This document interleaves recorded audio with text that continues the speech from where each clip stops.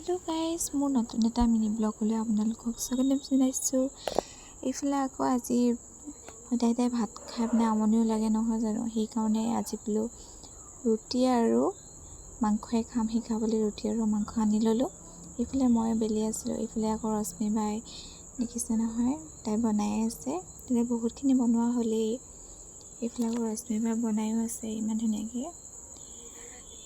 ইফালে ৰশ্মি বা যদি ভাল লাগে তেতিয়া লাইক কমেণ্ট ছাবস্ক্ৰাইব কৰি দিব আৰু শ্বেয়াৰো কৰি।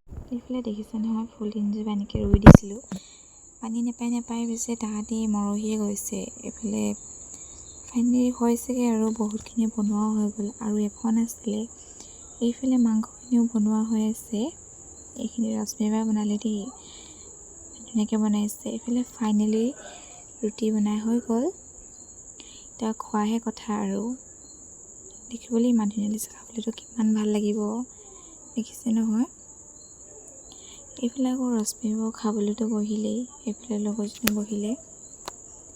ৰশ্মি খাই আছে দেখিছে নহয়, মাংস টেঙা ৰুটি লৈ লৈছোঁ খাবৰ কাৰণে। ময়ো অলপমান খাই ল'লোঁ মাংস আৰু ৰুটিয়ে। পিছে মাংসখিনি একদম টেষ্টি আছিলে দেই, খাই মানে বহুত ভাল লাগিছিলে। এইফালে আকৌ ৰশ্মি বাই হাঁহি খাই আছে, দেখিছে নহয়। এতিয়ালৈ ইমানেই, বাই বাই।